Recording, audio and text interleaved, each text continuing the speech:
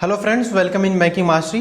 Friends, अपने पिछली video में हमने आपको जो है बताया था कि अभी किस म्यूचुअल फंड कैटेगरी में आपको इन्वेस्ट करना चाहिए। हमने आपको उसमें large cap, mid cap, small cap, multi cap, अब सभी कैटेगरीज के बारे में बताया था और आपको ये भी बताया था कि आपको लमसम में किस तरीके से जो है इन्वेस्टमेंट करना चाहिए इक्विटी में। तो अगर अभी तक आपने उस वीडियो को नहीं देखा है तो आप हमारे उस वीडियो को डिस्क्रिप्शन या आई बटन में जाकर देख सकते हैं। आज भी हम आपको आज में फ्रेंड्स हम जैसे हर संडे को जो है हम Q&A सेशन जो है आपके लिए रिकॉर्ड कर रहे थे, तो इसी तरह से आज भी हम आपके लिए Q&A सेशन लेकर आए हैं। और तो आज अपने इस Q&A सेशन में हम आपके कुछ इंपॉर्टेंट क्वेश्चन के जवाब देंगे हमेशा की तरह। तो आज का हमारा जो पहला सवाल है वो है टाइम ट्रैवल की तरफ से। ये पूछते हैं, मैं अभी 23 एज का हूँ, मैं अभी कैसे और किस टाइप का म्यूचुअल फंड में जो है इन्वेस्ट कर सकता हूँ, इसके लिए क्या ज़रूरी होगा। तो मतलब ये अभी नए हैं और ये पूछ रहे हैं कि किस तरीके से इन्वेस्टमेंट करें और क्या क्या ज़रूरी बातें हैं जो इनको ध्यान रखना चाहिए। तो देखिए टाइम ट्रैवल जी, सबसे पहले आपको अपना एक इन्वेस्टमेंट टाइम पीरियड सेट करना चाहिए। मतलब कि आप कितने टाइम पीरियड के लिए इन्वेस्ट करना चाहते हैं, या आप किसी फाइनेंशियल गोल के लिए इन्वेस्टमेंट करना चाहते हैं तो आपका वो जो फाइनेंशियल गोल है वो कितना लंबा है। मतलब कि 5 साल, 7 साल, 10 साल, 12 साल, 15 साल, जितने भी टाइम पीरियड के लिए आप जो इन्वेस्टमेंट करना चाहते हैं, तो फर्स्ट ऑफ ऑल वो आप जो टाइम पीरियड है उसको सेट करें। दूसरी चीज़, आप रिस्क का ध्यान रखें कि आपका जो रिस्क प्रोफाइल क्या है। आप बैठ के अपनी एनालिसिस करें, आप जरा सोचें कि आप कितना रिस्क ले सकते हैं। देखिए म्यूचुअल फंड में कई तरह की कैटेगरीज हैं और हर कैटेगरीज की अपनी एक अलग अलग रिस्क है। जैसे अगर हम बात करें इक्विटी म्यूचुअल फंड की, तो इक्विटी में देखिए लार्ज कैप है, मिड कैप है, स्मॉल कैप है और मल्टी कैप है। तो सभी का एक अलग अलग रिस्क प्रोफाइल है। जैसे अगर हम बात करें लार्ज कैप की, तो लार्ज कैप में मॉडरेट हाई रिस्क है। फिर इसी तरह से आप मिड कैप में जाते हैं, फिर स्मॉल कैप में जाते हैं। तो जैसे जैसे आप लार्ज कैप से मिड कैप और स्मॉल कैप की तरफ बढ़ेंगे, आपका जो रिस्क बढ़ता जाएगा। इसी तरह से मल्टी कैप फंड भी है, उसमें भी मॉडरेट हाई रिस्क है। तो आप अपना रिस्क प्रोफाइल सेट करें और उसके अकॉर्डिंग जो है आप अपनी कैटेगरी सेट करें कि आपको किस टाइप के जो है इक्विटी म्यूचुअल फंड में इन्वेस्ट करना है। और एक चीज़ और आपको ध्यान देना है कि जब भी आप इक्विटी म्यूचुअल फंड में इन्वेस्टमेंट करें तो आपका जो भी इन्वेस्टमेंट होराइजन हो वो 5 साल से एटलीस्ट ज़्यादा हो, कम से कम 5 साल तो हो ही। अगर 5 साल से कम है तो आप डेट में इन्वेस्टमेंट करें। अभी हमने जो है डेट में एक डिटेल वीडियो बनाया है और उसमें हमने आपको डेट म्यूचुअल फंड के जो है कुछ टॉप 5 फंड्स भी हमने आपको बताए हैं, तो आप उसको जाकर देख सकते हैं। इक्विटी में हम क्यों कहते हैं कि 5 साल से ज़्यादा इन्वेस्ट करें, क्योंकि देखिए इक्विटी शॉर्ट टाइम पीरियड में बड़ा वोलेटाइल होता है। तो इसलिए हमेशा ये एडवाइस दिया जाता है कि आप इक्विटी में जो है लॉन्ग टर्म के लिए इन्वेस्ट करें, ताकि जो आपका जो ओवरऑल जो एक रिटर्न है वो एक अच्छा मिले और आपको जो है ज़्यादा प्रॉब्लम ना फेस करना पड़े। अगर आप शॉर्ट टर्म के लिए इन्वेस्टेड रहना चाहते हैं तो आप डेट फंड को सिलेक्ट करें। अच्छा, अभी अगर हम बात करें कि अभी आपको इस गिरते मार्केट में, ये जो मार्केट इतना वोलेटाइल चल रहा है, तो इस समय आपको किस म्यूचुअल फंड कैटेगरी में इन्वेस्ट करना चाहिए। तो देखिए इस समय अभी पिछले वीडियो में भी हमने बताया था कि सबसे अच्छी जो कैटेगरी इन्वेस्ट करने के लिए वो है मल्टी कैप। तो अगर आप मल्टी कैप में इन्वेस्टमेंट करना चाहते हैं तो बहुत अच्छा है, क्योंकि देखिए यहाँ पे आपका जो है पैसा है, जो भी आप पैसा लगाते हैं म्यूचुअल फंड में, मल्टी कैप फंड में, वो काफ़ी डाइवर्सिफाइड होता है। क्योंकि इसमें आपकी जो फंड मैनेजर है वो किसी भी सेक्टर में जो है इन्वेस्ट कर सकता है और वो लार्ज कैप कंपनीज में भी पैसा लगा सकता है, मिड कैप, स्मॉल कैप, सभी में। तो जैसी जैसी उसको अपॉर्चुनिटी जिसमें दिखती है उसके हिसाब से वो चेंज कर सकता है। और जो दूसरी कैटेगरी है वो यहाँ पे लार्ज कैप है। लार्ज कैप भी जो है काफ़ी अच्छा यहाँ पे साबित हो सकता है, क्योंकि देखिए अभी क्या है कि लार्ज कैप कंपनीज हैं और अभी कई सारी मैक्सिमम कंपनी जिस समय डाउन चल रही है इस कोरोना वायरस की वजह से। और यही एक कारण है कि इस समय आप जितने पॉपुलर म्यूचुअल फंड है, जैसे अगर आप देखते हैं कि एक्सिस म्यूचुअल फंड हो गया या Mirae Asset large cap fund हो गया, या और भी कोई अच्छे लार्ज कैप फंड का आप नाम ले लें, तो वो सभी भी थोड़ा बहुत डाउन चल रहे हैं। तो ये जो गिरता हुआ मार्केट है इसकी वजह से सारे फंड्स डाउन चल रहे हैं। तो ये ऑब्वियस सी बात है, मार्केट का नेचर है वोलेटाइल होना, तो आप इस वोलेटिलिटी से डरे ना, आप इन्वेस्टमेंट करें। हर एक बड़ा और अच्छा इन्वेस्टर इस टाइम इन्वेस्ट कर रहा है। इस टाइम की देखिए सबसे खास बात ये है कि इस टाइम आपको जो है एनएवी मिलेगी वो काफ़ी कम प्राइस में मिलेगी। यानी अगर आप 500 रुपये में, जो मान लीजिए हम लेट से हैं एक एग्जांपल हम कर रहे हैं कि आप 500 रुपये में जो है किसी म्यूचुअल फंड की जो है 15 एनएवी खरीदते हैं पहले, तो अभी इस समय आपको जो है वो 15 से ज़्यादा मिलेगी, 20, 25 या कुछ भी एक ज़्यादा मिलेगी। कहने का मतलब ये है, तो यहाँ पर आप एक अच्छा प्रॉफिट कमा सकते हैं अगर आप एक लंबे समय तक इन्वेस्टेड रहे। लेकिन आप ध्यान रहे कि चूँकि ये म्यूचुअल फंड है, ये आपको इसमें जो है अपना रिस्क प्रोफाइल के अकॉर्डिंग ही फंड सेलेक्ट करें। इसलिए मल्टी कैप फंड इस समय बहुत ज़्यादा अच्छा इसलिए भी हो जाता है क्योंकि जो यहाँ पे जैसी जैसी जो है मार्केट चेंज होगा उसके अकॉर्डिंग फंड मैनेजर अपना डिसीजन लेता रहेगा। और तो अभी हम आपको बता दिया मैंने आपको, तो आपके लिए अभी बेस्ट रहेगी जो है मल्टी कैप और लार्ज कैप। अब बात करें अगर फंड्स के नेम की, अगर आप हमसे पूछेंगे कि आप अभी फंड्स के नाम बता दीजिए कि हम किस में इन्वेस्ट करें, तो देखिए सभी कैटेगरीज पे, चाहे वो मल्टी कैप हो, चाहे वो लार्ज कैप हो, स्मॉल कैप, मिड कैप हैं, and even other debt mutual fund, सभी पे हमने एक डिटेल वीडियो बनाया है। आप हमारे चैनल पर जाके उन वीडियोस को देख सकते हैं। उसमें हमने आपको सभी कैटेगरीज के टॉप फंड्स बताए हैं।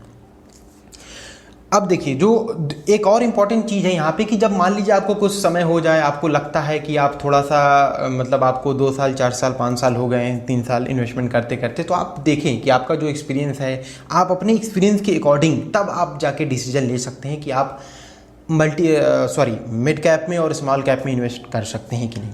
अगर आपको लगता है कि मैं रिस्क ले सकता हूँ और मुझे हाई रिटर्न चाहिए, तो आप जो है स्मॉल और मिड कैप में भी इन्वेस्टमेंट कर सकते हैं। लेकिन ध्यान रखिएगा कि स्मॉल और मिड कैप में जो है थोड़ा सा रिस्क ज़्यादा होता है। इसमें रिटर्न तो अधिक मिलता है लेकिन रिस्क भी ज़्यादा होता है, तो उसके हिसाब से आपकी रिस्क प्रोफाइल भी उस अकॉर्डिंग होनी चाहिए।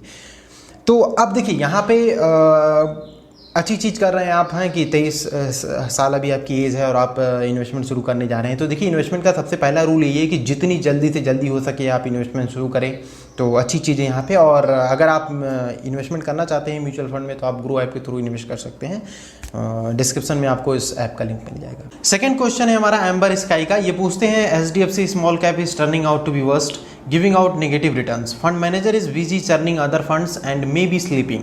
Investors are trapped in HDFC fund or HDFC fund for long time. I think we'll have to exist in losses only from this fund. मतलब ये HDFC स्मॉल कैप फंड के performance को लेके काफ़ी परेशान है, काफ़ी निराश हैं। तो देखिए, अभी जैसा कि हमने पिछली वीडियो में भी बताया था और अभी मैंने भी आपको शॉर्ट में बताया कि स्मॉल कैप फंड्स जो है डाउन चल रहे हैं इस समय। और इवन सबसे ज़्यादा अगर देखा जाए कि कौन से कैटेगरी जो डाउन चल रही है इक्विटी म्यूचुअल फंड की, तो वो स्मॉल कैप फंड्स ही हैं।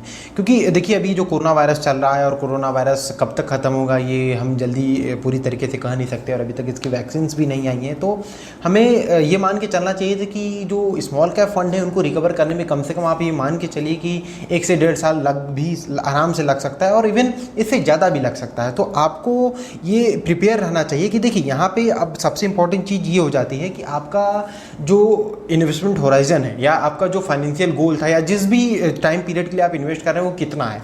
अगर आपका टाइम पीरियड अभी आपको जो भी आपका गोल है उसके पूरा होने में 3-4 साल अभी बाकी है, तो आप बेशक अभी आप जो है यहाँ इसमें बने रह सकते हैं, क्योंकि ये फंड अच्छा रहा है, पिछले साल का टॉप फंड रहा है। इस साल एक्सिस स्मॉल कैप फंड जो है इसको थोड़ा सा पिछाड़ दिया है, तो थोड़ा सा इस साल इसका परफॉर्मेंस डाउन हुआ है, लेकिन ये अभी भी अच्छा फंड है। तो अगर आपका 3-4 साल तक अभी आपके फाइनेंशियल गोल में भी आपको पूरा करने में टाइम है, तो आप इस फंड से बने रह सकते हैं। अब अगर यहाँ पे इंपॉर्टेंट चीज़ ये है, अगर आपका जो फाइनेंशियल गोल है वो कंप्लीट होने वाला है 1-1.5 साल या इवन 2 साल में भी कंप्लीट होने वाला है, तो आप इस फंड से निकल जाएं। क्योंकि जो है स्मॉल कैप इस फंड से ही क्या, आप किसी भी स्मॉल कैप फंड में भी इन्वेस्ट ना करें अगर आपका 1-2 साल ही गोल है जो है पूरा करने के लिए। तो यहाँ पर आप जो है इस फंड से निकल जाएँ अगर आपका 1-2 साल गोल है।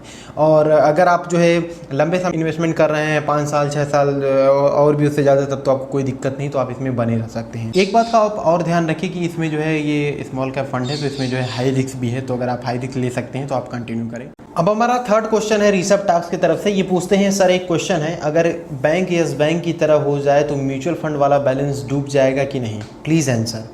तो देखिए ऋषभ जी, ऐसा होना बहुत थोड़ा मुश्किल है, क्योंकि देखिए इन सारी चीज़ों को जो है सेबी रेगुलेट करती है।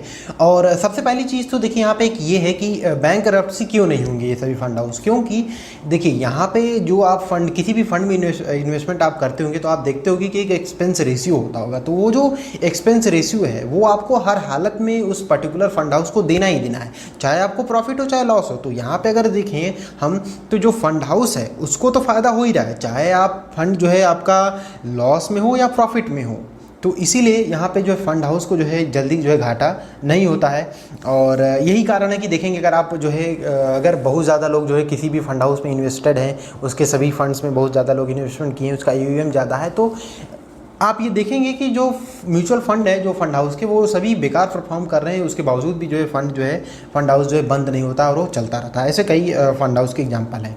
तो यहाँ पे देखिए, अब एक चीज़ ये हो सकती है, अगर मान लीजिए कंपनी जो है भाग रही है, या कंपनी को भागेगी नहीं, कंपनी को जब भी कंपनी जो है हमेशा इसको सेबी रेगुलेट कर रही है, तो जब भी कंपनी छोड़ना चाहती है, बेचना चाहती है या किसी में मर्ज करना चाहती है, तो सेबी को बताएगी और सेबी अपने निगरानी में सब कुछ करवाएगी। और अगर मान लीजिए कंपनी जो है क्या हो रही है, बेचना चाह रही है पूरी तरह से अपनी जो फंड हाउस है जो है, कंपनी का मतलब यहाँ पे हमारा फंड हाउस से है, तो फंड हाउस अगर आपने बेचना चाह रहा है किसी और को, तो फिर फंड हाउस क्या करेगा, फिर जो है सेबी क्या करेगी, आपका जो फंड होगा उस जब जो बिक रहा होगा आपका म्यूचुअल फंड, तो उस समय जो उसकी वैल्यू होगी उसके अकॉर्डिंग आपको जो है पूरा पैसा मिल जाएगा। आपके टोटल जो यूनिट्स आप होल्ड कर रहे होंगे उसकी जो जितनी भी वैल्यू होगी आपको मिल जाएगा। एक चीज़ और हो सकती है कि हो सकता है कि जो आपका फंड हाउस है वो अब किसी और फंड हाउस में मर्ज हो जा रहा है, तो वहाँ पे भी देखिए दो केस हो सकता है। या तो जो है आपका जो फंड नेम है, फंड की जो कैटेगरी है, फंड का जो पोर्टफोलियो सब कुछ एज इट इज़ रहे। दूसरी चीज़ ये हो सकती है कि आपका जो है जो फंड का जो पोर्टफोलियो है वो चेंज हो जाए और उसकी कैटेगरी भी चेंज हो जाए। मान लीजिए अगर आप एक मल्टी कैप फंड में इन्वेस्टेड है किसी फंड हाउस के, अब वो जो है मर्ज हो गया किसी और फंड हाउस में, तो अब उसको जो है मल्टी कैप से चेंज करके लार्ज कैप में कर दिया जा रहा है। तो अब यहाँ पे आपको कॉल लेना है, आपको डिसीजन लेना है कि जो है आप वापस मल्टी कैप फंड में इन्वेस्टेड रहना चाहते हैं कि या तो आप लार्ज कैप में। अगर आप मल्टी कैप फंड में इन्वेस्टेड रहना चाहते हैं, आपका ऐसा गोल था कि आपको जो है एक पोर्टफोलियो में डाइवर्सिफिकेशन के लिए या किसी भी और कारणों के लिए आपको एक मल्टी कैप फंड ही चाहिए था, तो आप जो है इस फंड से निकल सकते हैं। आपका उस दिन का जो भी वैल्यू होगा आपके म्यूचुअल फंड की, उसके यूनिट के अकॉर्डिंग आपको जो है मिल जाएगा। और जो एक चीज़ यहाँ पे एक और चीज़ थी कि जो है आपका जो है कुछ चेंज नहीं होता है ना। आप जैसे मान लीजिए आप मल्टी कैप इन्वेस्ट कर रहे थे, तो आपका जो है सेम एज इट इज़ दूसरा बस केवल फंड हाउस ही चेंज हो जाता है। तो यहाँ पे आपको कुछ नहीं करना होगा, आपका जो है फंड जो है एज इट इज़ इन्वेस्टमेंट चलता रहेगा, तो आपको बहुत ज़्यादा परेशान होने की ज़रूरत नहीं है। तो ये जो टोटल पूरा प्रोसेस है फंड हाउस का हो गया या म्यूचुअल फंड का हो गया, इसको सेबी रेगुलेट करती है, तो इस बात की बहुत कम पॉसिबिलिटी है कि जो है आपका जो है फंड हाउस बैंकरप्ट हो जाए। सो फ्रेंड्स, यहाँ पे आज का हमारा जो है Q&A सेशन समाप्त होता है एंड आई होप कि आपको हमारा ये वीडियो Q&A सेशन काफ़ी पसंद आया होगा। अगर आपको पसंद आया तो इस वीडियो को लाइक और शेयर जरूर करें अपनी सभी दोस्तों से, ताकि उनके भी डाउट्स क्लियर हो सके। और अपने आपका कोई सवाल या सुझाव हो तो हमें कमेंट सेक्शन में जो है ज़रूर हमसे पूछें, ताकि हम नेक्स्ट जो Q&A वीडियो अगले संडे को अपलोड करेंगे तो उसमें हम आपके क्वेश्चंस को इंक्लूड कर सकें, अगर आपका क्वेश्चन अच्छा होगा तो। इस वीडियो को देखने के लिए आपका बहुत बहुत धन्यवाद। फिर मिलते हैं अपने ऐसे ही किसी वीडियो में।